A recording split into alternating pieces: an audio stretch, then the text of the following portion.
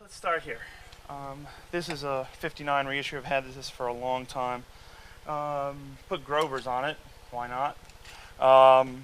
It's got original patent sticker PAF pickups in it from like 1963. It's a cool guitar. Been beat up. Stock pots? Stock everything. As long as they keep working, you know.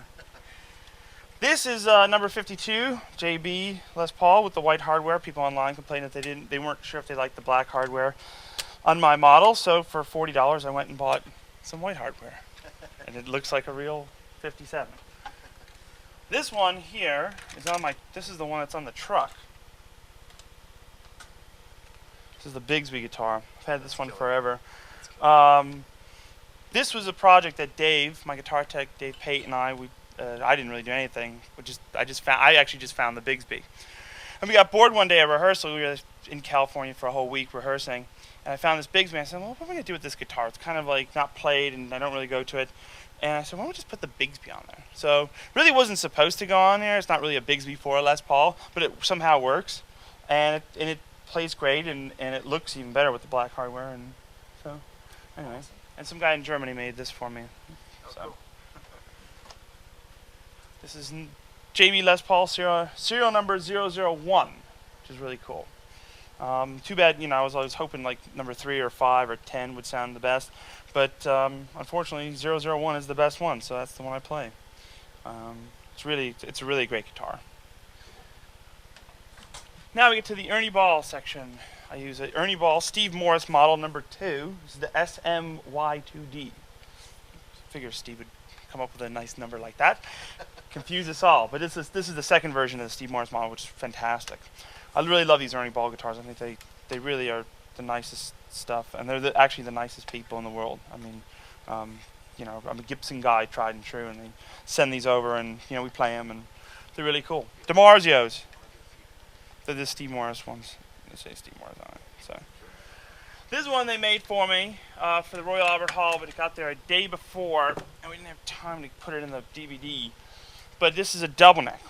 This is a double neck Barry and a 6-string. So I was in theory going to go from a song called Django, which is in standard tuning, then into Ballad of John Henry, which is a baritone. But we use this every night, and it's people.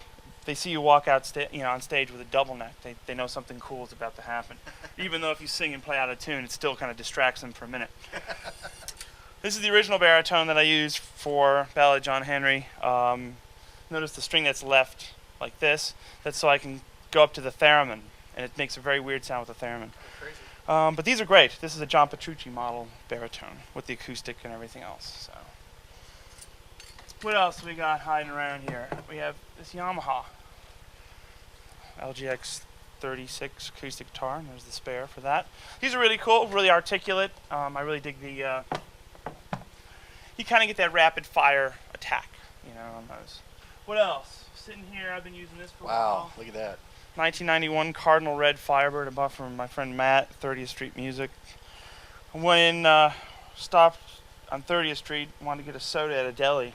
Ended up paying $2,600 for a soda in this red Firebird. So anyway, it's a cool guitar. And then the almighty V, which sits on top. Nice. Bought this at a place called Number One Music in Hamburg, Germany. It's a 1981 A series A422. Somebody changed the pickguard or something. I don't know.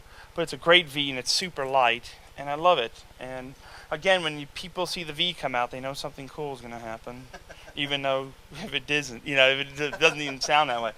But no, this is a really cool guitar, and it's been all around the world with me for at least a year and a half. So, and it sits in this road case quite nicely. Any particular funky tunings on any of these that you kind of keep reserved for that reason, or? No, we have a drop D guitar, and we have a baritone, which is in C. And everything else is standard. I really learned to just kind of drop. Let me see this other one. This is what we call the Garry Moore. This is the one that's nicknamed Garry Moore. It wasn't Garry Moore's. This is the one that's kind of set up like Garry Moore, aka Peter Green's guitar. It's got the phase reverse coil in the middle, which I'm barely learning how to use. And this is just a 59 reissue that kind of started out as not my favorite guitar, but as I beat it up and it just kind of went around the world and got chunks taken out of it, it's actually turned into one of my favorites. How fun is that? And yeah, I don't use any any tunings. We do have a glutton of guitars out here, but I don't use any alternate tunings. But you never know when stuff is going to decide to fail. Like this guitar can decide it's just not going to stay in tune no matter what you do to it.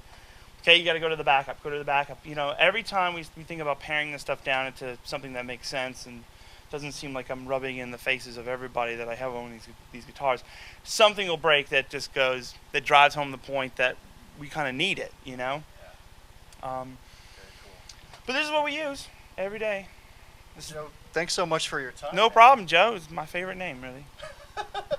Thanks, dude. Appreciate it, and we will see you again, I'm sure, at another place sometime soon. You're busy on the road these days. Oh, we're way busy. We started our tour last night in Wichita. We're here in Des Moines tonight, and then the entire tour wraps up December 18th on it's like a Tuesday or Wednesday or something like that, but in Tel Aviv, Israel. Oh, cool. Yeah, we went all around the world this year. Went to did the Albert Hall in London. The DVD came out, and which is awesome, by the way. Thank you very much. It was. I'm glad it's over, more than anything. It came out great, and it was 15 months of very, very hard work. But anyway, it's been the best year of our lives, and I can't thank everybody enough for all the support. I mean, it's like we play these beautiful venues every night, and it's just because the fans put us there, and there's no other reason. So check out the tour dates, joebonamassa.com. JoeBonamassa.com, jbonamassa.com, or just Google me.